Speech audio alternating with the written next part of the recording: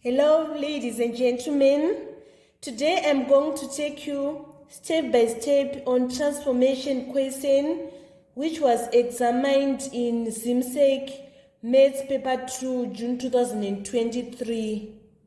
The question on transformation was on number 8. It is reading, answer the whole of this question on a sheet of graph paper.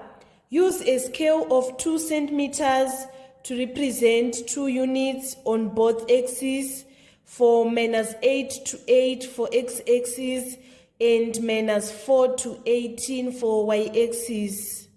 So first of all, I'm going to draw the scale of our graph. So I've drawn my y-axis, which is this one, and my x-axis, and 2 units is representing 2 units in both axes. Let's now attempt the question.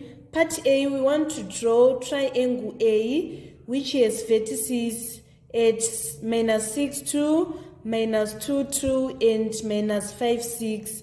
I should draw and label the triangle A. So -6 and 2, it is this point. I have plotted a dot, and then want to plot -2 and 2, -2 in the x-axis and 2 in the y-axis. I will have this point, and then finally -5 and 6. -5 is a point that is exactly midway between -4 and -6, and the 6 is this point. Now I'm going to join these 3 points using a ruler. I join here, I join here, finally I join here. So this is my triangle A. I'm going to label it triangle A. Let us move on to the part B. Part B, triangle B is the image of triangle A under a clockwise rotation of 90 degrees about the point 2, 2. Draw and label triangle B. So there are 3 steps that we should follow. First, we need to subtract the center of rotation from the object, from the image, and we rotate as we would do when it was rotated about the origin. After that, we add back the center of rotation. So we want to first subtract the center of rotation from our object. Object is the original before transformation occurs, which is triangle A. It has vertices -6, 2, -2, 2, and -5, 6. These are the vertices which we wrote in column vector form. So we are going to subtract our center of rotation, which is 2, 2. If we say -6 -2, we are going to get -8. 2 - 2 is equals to 0. And we come here, we are saying 2, 2. -2 - 2, we get -4. 2 - 2, we get 0. We come at this last point, we subtract our center of rotation, which is 2, 2. We say -5 - 2, we get -7.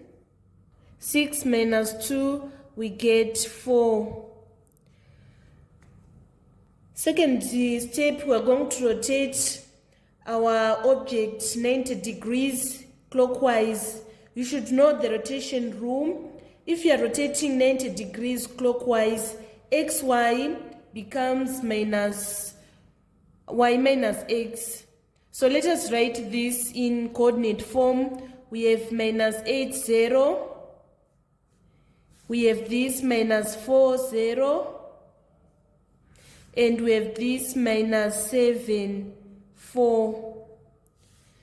So let us rotate as we would do when it was rotated at the point of origin.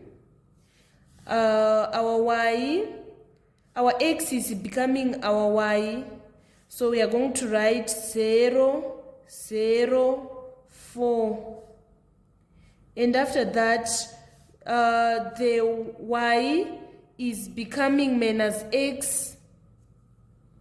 So if we say minus times minus 8, we get positive 8, minus 4, we get positive 4, minus times minus 7, we get positive 7. So I'm going to write brackets here representing the coordinates, and then finally we are going to add back our center of rotation. We say 0 plus 2, we get 2, 8 plus 2, we get 10, 0 plus 2, we get 2, 4 plus 2, we get 6, 4 plus 2, we get 6, and 7 plus 2, we get 9. So we are going to plot these points on our graph. So our 2 and chain, it is this point, and we have 2 and 6, 2 in the x-axis, 6 in the y-axis, it is this point, and we have 6, 9, 6 in the x-axis and 9 in the y-axis. So we are going to join these points using a ruler. We join here, and finally we join here.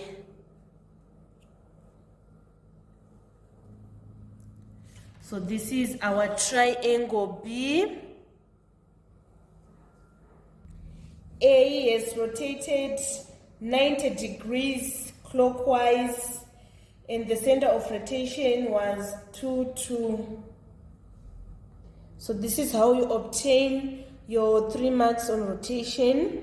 Let us move on to part C. Triangle C is the image of triangle A, and he has vertices at minus 6, 14, minus 5, 16, and minus 2, 6. Draw and label triangle C. So minus 6, 14, this is minus 6, and this is 14. We are going to plot this point, and we want to plot minus 5, 16, minus 5, it is here, and our 16, it is here. So it is this point. We count 1, 2, 3, 4, 5. So it is this point. And then we have the minus 2, 6, minus 2, and 6, it is this point. We are going to join these 3 points using a ruler. I'm joining the points using a ruler. So finally I'm going to join these points. So this is the triangle C. We label it. Part 2. Describe fully a single transformation which maps triangle A onto triangle C. It was a bit tricky. Most students are used to be asked about reflection, rotation, enlargement, in translation. This image can be categorized in all of these transformations. Either it is a stretch or a shear. Stretching doesn't deform the object. Let's say you stretch right angle triangle, it would be still a right angle triangle, but with longer hypotenuse and longer right hand side edge. Since the shape is deformed, our answer is going to be shear. Now we need to describe that shear. To describe shear, you need to explain about the invariant line and also shear factor. So I'm going to explain how we are going to come up with the invariant line. So this point is my A, and this point is my B, and this point is my C. The corresponding from our image, this is going to be our A prime, our B prime, and our C prime. I'm going to extend this line AC. The corresponding side for AC on our image is this AC. So I'm going to extend this line again. I'll join here. So I'm doing this to find the point of intersection. They are intersecting at this point, which is 0 and positive 2. They are intersecting at this point. I will take another side. This time I'm taking this BC. I'm going to extend this line BC. So this is how I'm going to extend it. I want to draw the line. I want to extend the line BC for our image. It is going to be this B prime, C prime. So let me join.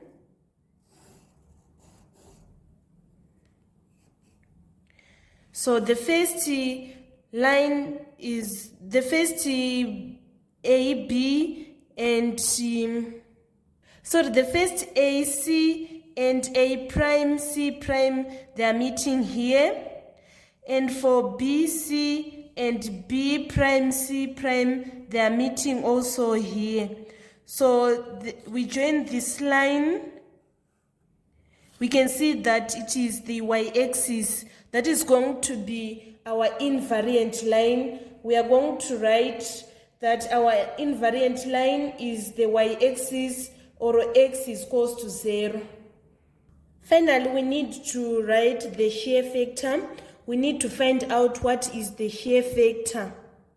So to find the shear factor, we say distance moved by the image point from the object point divided by the distance of object point from the invariant line. Let me read again the formula of obtaining a shear factor. We say distance moved by the image point from object point divided by the distance of object point from the invariant line. You just take n of the points.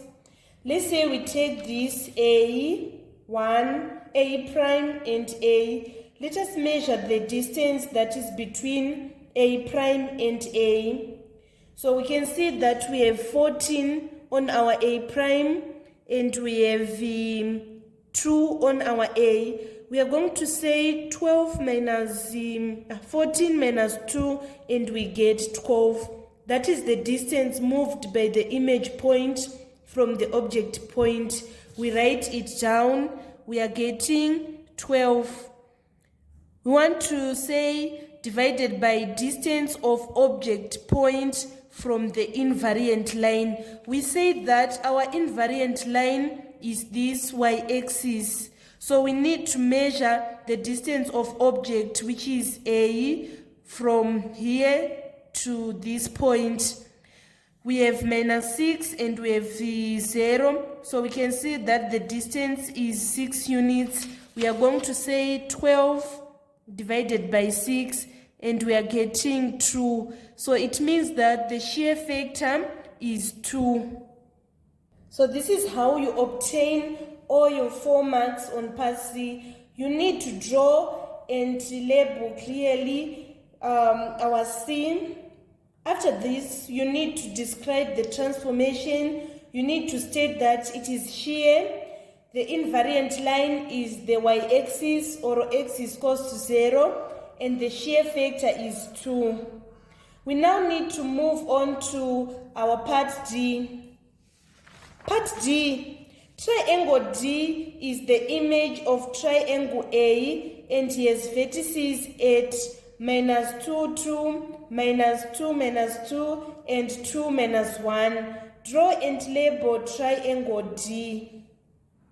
So we want to plot minus 2 and 2, minus 2 in the x-axis and 2 in the y-axis. It is this point.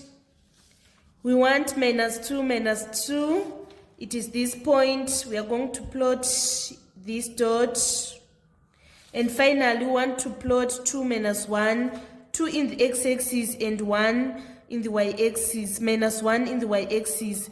Let us join these 3 points using a ruler.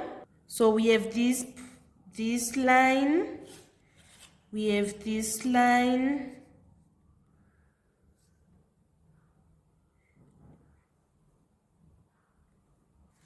and finally we have this line.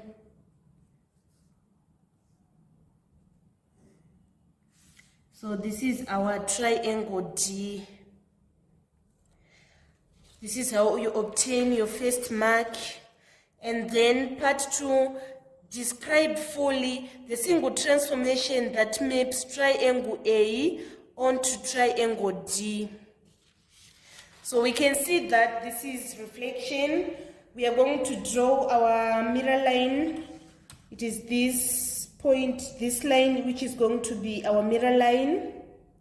So this is going to be, let's say this point is going to be our A. And we put this to differentiate from this A prime. And this B is going to be this B. We put this.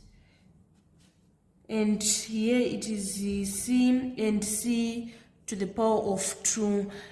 We can see that the distance of A to our mirror line is the same distance of this A2 from here to our mirror line, and there is 0 distance for C and C to the power of 2, and this B and this B2, they've also the same distance from their position to the mirror line. So this is reflection. When describing reflection, you should write the name of this mirror line. Let us find the name of this mirror line. We are going to find it by applying coordinate geometry. So first we need to find the gradient of this line. We are going to take this point which is minus 4, 0, and this point which is 0, 4. We need to find the gradient. The formula for gradient is change in y over change in x. So we say 4 minus 0 over 0 minus 4. 4 minus 0, we get 4. 0 minus 4, we get 4. 4 divided by 4, we are getting 1. We need to find our y-intercept, the point at which the line is crossing the y-axis. It is this point, which is 4, that is going to be our C. The equation of line is y is equals to mx plus c. Therefore, we are going to write y is equals to, our gradient is 1. So we are going to have x here, and our c is 4. Therefore, the equation of mirror line is y is equals to x plus 4. So to get all your full marks for part G, you need to draw your triangle D clearly. After that, you need to specify that it is reflection, and you need to find the equation of mirror line. You should show the working like what I've done here.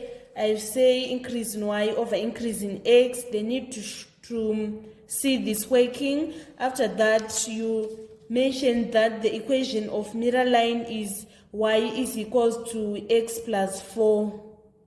This was all about transformation in June 2023 Maths Paper 2. Thank you so much, guys, for supporting me by viewing my videos. Kindly subscribe, like, and share my videos. This is Evelyn Maposa signing out.